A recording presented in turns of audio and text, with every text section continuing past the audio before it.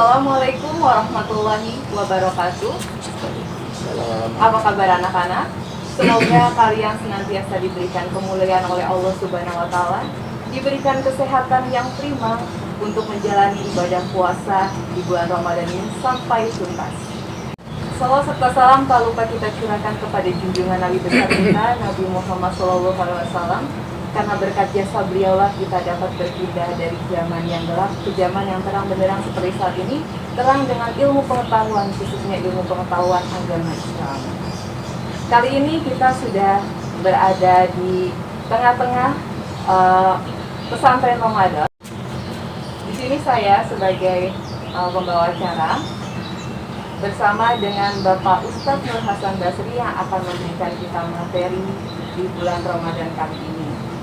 Materi yang akan dibawakan oleh Pak Ustadz adalah materi mengenai Nuzulul Al-Quran. Apa itu Nuzulul Al-Quran? Bagaimana proses Nuzulul Al-Quran? Dan kewajiban-kewajiban apa sebagai umat muslim kita terhadap Al-Quran? Langsung saja kita dengarkan tausiah dari Bapak Ustadz Nur Hasan Basri. Bapak, silakan. Terima kasih Bu Putri. Astaghfirullahaladzim, astaghfirullahaladzim, astaghfirullahaladzim. A'udzubillahi minasyaitonirrajim.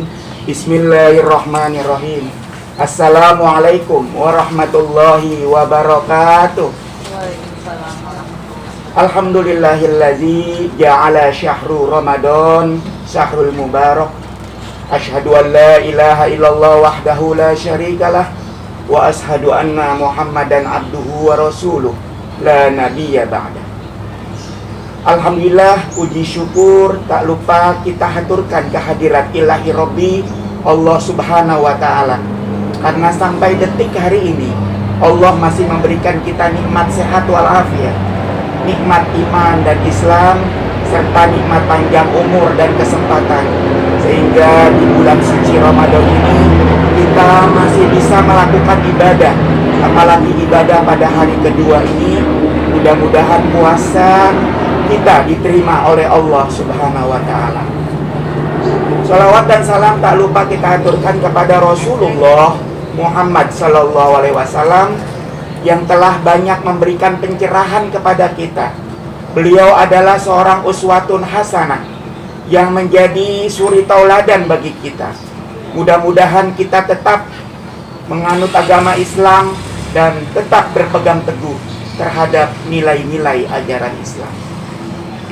Anak-anakku yang soleh dan soleha, pada pesantren Ramadan kali ini materinya adalah tentang Nuzulul Quran.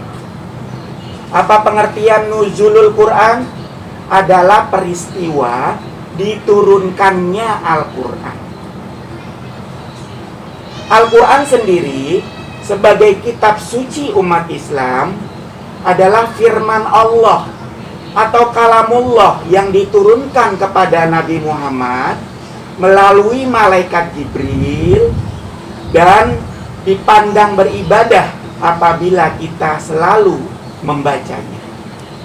Apalagi di dalam ayat suci Al-Quran sudah sangat ditegaskan sekali. Dalam surat Al-Baqarah ayat 185, Bismillahirrahmanirrahim. Syahrul Ramadan alladzi unzila fihil Qur'an hudal linnas wa bayyinatin minal huda wal furqan. Jadi pada bulan Ramadan itu telah diturunkan Al-Qur'an sebagai petunjuk bagi manusia dan penjelasan-penjelasan bagi petunjuk itu, dan Al-Furqan sebagai pembeda antara yang hak dan yang batil. Apalagi dalam surat Al-Qadar ayat 1 dijelaskan, Bismillahirrahmanirrahim, Inna anzalnahu fi lailatul qadar. Sesungguhnya aku telah menurunkan Al-Quran pada malam Al-Qadar atau Lailatul Qadar. Jadi pada hari ini bagaimana kita harus mengerti bahwa Al-Quran diturunkan itu dari Lauhil Mahfuz atau langit ketujuh ke Baitul Izzah atau langit dunia. Lalu kemudian dari langit ke dunia itu diturunkan secara berangsur-angsur, ya, selama 23 tahun kira-kira. 13 tahun pada masa Makkiyah dan 10 tahun pada masa Madaniyah. Jadi 22 tahun, 2 bulan, 22 hari. Terdiri dari 30 juz, 114 surat, dan 6.666 ayat. Lalu setelah dari Baitul Izzah atau langit dunia, baru diturunkan kepada Rasulullah agar menjadi petunjuk bagi umat manusia yang lainnya. Lalu apa yang menjadi kewajiban-kewajiban kita selaku muslim? Agar kita benar-benar melakukan kewajiban kita terhadap Al-Quran yang diturunkan Allah. Pertama, kita harus mengimaninya. Mengimaninya dalam hal ini adalah bagaimana kita bisa menjadikan Al-Quran itu sebagai pegangan hidup atau pedoman hidup kita kalau kita tidak menjadikannya, kalau kita tidak mengimaninya terlebih dahulu. Jadinya Al-Quran itu bukan makhluk, tetapi dia adalah kalamullah yang memang langsung ayat-ayatnya dari Allah Subhanahu wa ta'ala. Dalam firman Allah dalam surat Al-Baqarah disebutkan, allazina yu'minuna bima unzila ilaika wa ma unzila min qablik wa bil akhirati hum yuqinun. Dan orang-orang yang beriman kepada Al-Quran dan beriman kepada kitab-kitab sebelumnya, dan mereka yakin terhadap hari akhirat. Itu yang harus kita pahami. Pertama, kita harus mengimani dari kewajiban kita selaku manusia muslim dan muslimah terhadap Al-Quran. Yang kedua, kita harus selalu membacanya atau tilawah. Apalagi pengertian Al-Quran sendiri berasal dari kata dasar qara'a, yaqra'u Qur'anan, yaitu sesuatu yang dibaca. Dan membacanya adalah suatu ibadah. Dan yang namanya membaca Al-Quran, satu huruf itu dihitung satu kebaikan, dan satu kebaikan mendapat 10 pahala. Jadi Allah tidak menghitung alif lam mim itu satu huruf, tetapi dia membaginya alif satu huruf, lam satu huruf, dan mim satu huruf. Subhanallah, begitu banyak pahala yang akan kita dapatkan apabila kita selalu membaca Al-Quran. Ketiga adalah bagaimana kita mentadaburinya. Mentadaburi Al-Quran bukan hanya sekedar membaca, tetapi kita merenungkan sebagai pedoman hidup kita. Apa sih maksud Allah menurunkan ayat tersebut? Itu kita harus tadaburi, harus kita renungkan untuk pegangan hidup kita sehari-hari, agar kita tidak tersesat di dunia ini. Karena Allah memberikan kita jalan Shirathul Mustaqim. Jalan Shirathul Mustaqim itu diberikan Allah untuk manusia, dikasih 2 pegangan, yaitu Al-Quran dan As-Sunnah. Kemudian yang berikutnya, yang keempat adalah bagaimana kita bisa menghafalkannya sebagai seorang hafizoh yang nanti akan bersama Rasulullah di surga. Dan yang namanya menghafal itu nanti akan sesuai dengan hafalannya di surga itu. Apabila dia banyak menghafal ayat-ayat Al-Quran, surat-surat Al-Quran, insya Allah tingkat kedudukannya di surga itu akan lebih tinggi. Dan berikutnya adalah yang kelima, bagaimana kita bisa mengamalkannya. dalam kehidupan kita sehari-hari. Apalagi disebutkan di situ bagaimana Al-Quran menjadi pedoman hidup kita, dan hidup kita akan harus lebih terarah. Kita harus mengamalkan dalam kehidupan kita sehari-hari. Dan yang berikutnya adalah yang keenam, bagaimana kita bisa menjadikan Al-Quran sebagai kehidupan kita dan pedoman kita dalam kehidupan keluarga, masyarakat, apalagi bernegara. Karena Al-Quran ini adalah sesuatu hukum Allah yang memang harus kita pakai dalam kehidupan kita, dalam keluarga, masyarakat, bernegara, agar lebih islami dan tidak keluar dari norma-norma agama. Itu saja mungkin Bu Putri untuk penjelasan tentang nuzulul Quran. Karena nuzulul Quran bukan hanya sebatas diturunkannya Al-Quran, tetapi bagaimana kewajiban-kewajiban kita menjadikan Al-Quran itu sebagai pedoman hidup kita, agar kita tidak tersesat di dunia maupun akhirat. Masya Allah, bagus sekali materinya Pak Ustadz. Di sini saya merangkai beberapa pertanyaan Pak Ustadz. Pertama, tadi Bapak menjelaskan tentang turunnya Al-Quran itu secara berangsur-angsur. Jadi, apa sih maksud Allah itu menurunkan Al-Quran secara berangsur-angsur? Mau dijawabnya Pak Ustadz? Jadi, Al-Quran itu kan awalnya memang diturunkan satu buku di langit dunia ya. Kemudian diturunkan berangsur-angsur. Apa maksud Allah menurunkan Al-Quran berangsur-angsur kepada Rasulullah Muhammad SAW?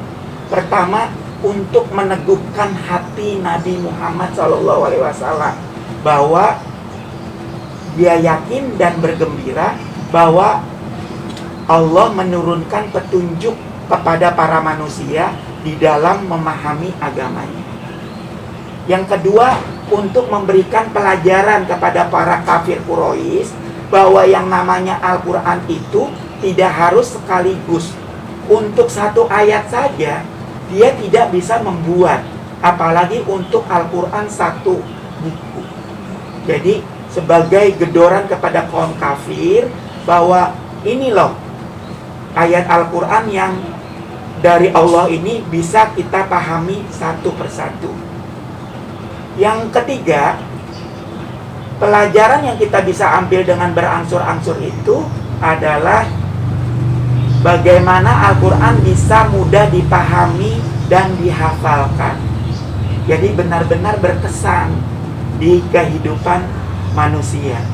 Jadi dia langsung sesuai dengan peristiwa yang terjadi turunnya itu. Masya Allah, berarti selalu ada hikmahnya ya Pak, dari berangsur-angsur itu. Pertanyaan yang kedua nih Pak, sah tidak sih jika membaca Al-Quran dengan huruf Latin?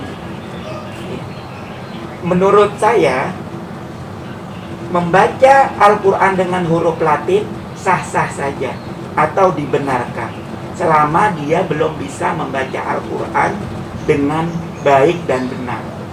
Tetapi pada kondisi saat ini kan translate Al-Quran dari bahasa Arab ke Indonesia belum terlalu sempurna ya, hanya mendekati.